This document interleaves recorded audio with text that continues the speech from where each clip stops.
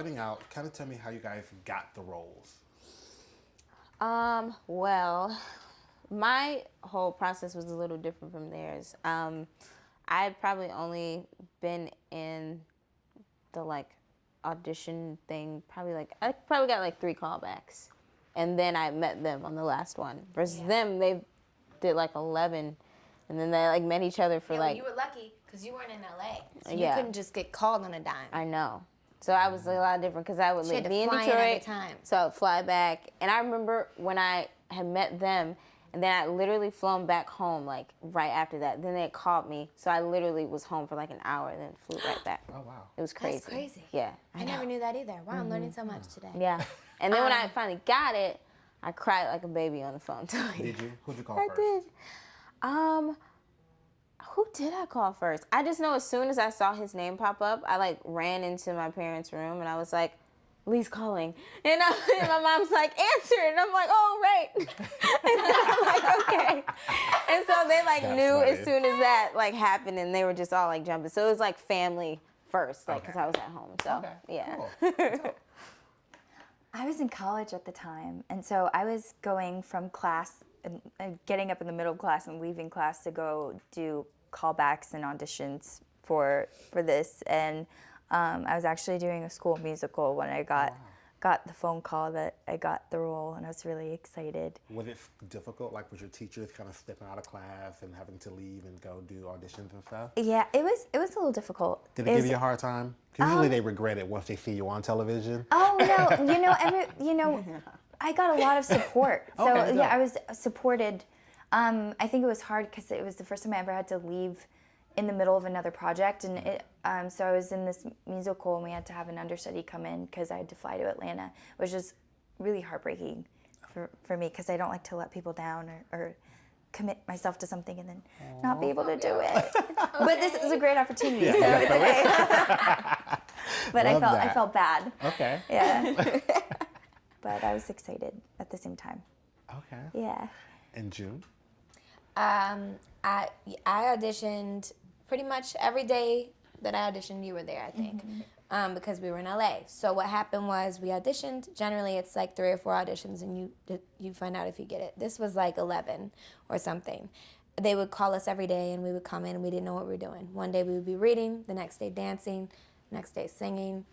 One day we walked in, and Beyonce's choreographer, Frank Gatson, was there, and we had to learn Beyonce choreography from him on a dime, just like right then, just learn it. Oh, wow. So it was pretty crazy. It was an intense little couple weeks. And then we met Ryan while we were testing. Okay.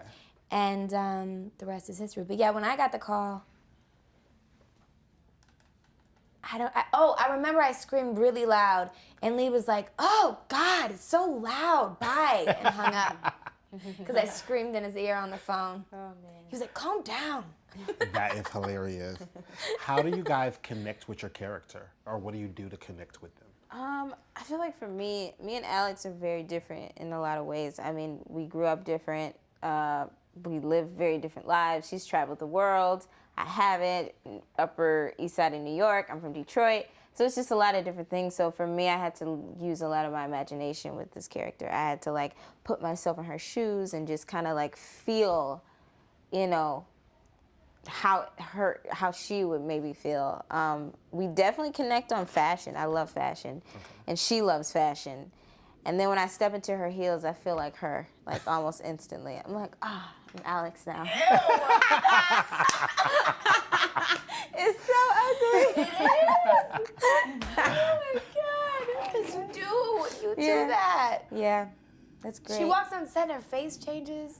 Oh my God. You go from like Ryan to 'Cause like I have like my stickers on and Alexandra. everything, and yeah, she's so classy. I'm so not. I eat like a guy. It's terrible.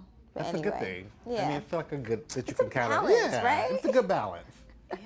How about you? Well, I'm very different from Simone, but I think the way that I connect with her is I think she has a lot of resilience, and I think that a lot of people are going to be able to relate to it, and and I know that I definitely can relate to that as well. Okay. everyone goes through hard times and we all like I'm so overcome. sorry. Oh no, I heard know. Lee yelling. Yeah, I wasn't. They're laughing at yelling you. for us right now. Lee, Okay, do you I'm gonna know? hold you along. Oh no. No, it's okay. Keep going. Keep doing what you need to do. I wasn't laughing at her. I Gotcha. was laughing because I heard him yell. No. So Alexandria already suppresses life with drugs and alcohol. Do you already feel like that's a liability, like going in? Because it's like soon as the show starts, she's already drinking and smoking. Oh, that's Simone. Simone, Oh, sorry. yeah. Oh, no, Simone, it's sorry. okay. So Yeah. as soon as it actually starts, but normally that comes later in music careers, you think? Yeah, I think it just depends. I think that some people like have different moments in their life where they turn, not everybody, but people, if they turn to drugs or alcohol to heal, it's usually from pain. And I think that Simone has dealt with a lot of pain from a very young age. And so we'll see how this series progresses, and we'll see how she learns to cope with herself and her emotions and what has happened to her. And hopefully she'll find a healthier way to do it. And hopefully girls know watching the show that as they see Simone unravel, that they don't go down the same path as her. Okay. And last question, Star seems to be really strong in who she is and kind of know where she wants to go. Where does that come from, the childhood she's had, or where do you think that comes from? The childhood that she had built her into this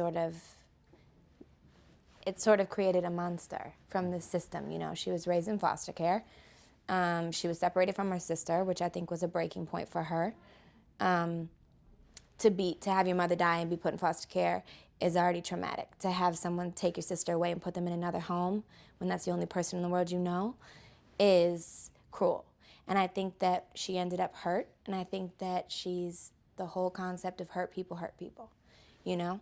So I think that's where that comes from, and I think that her need for fame is her need to have control of her life, and she feels like when she's famous, she'll be in control, and she can't be used. So I think that's where that comes from.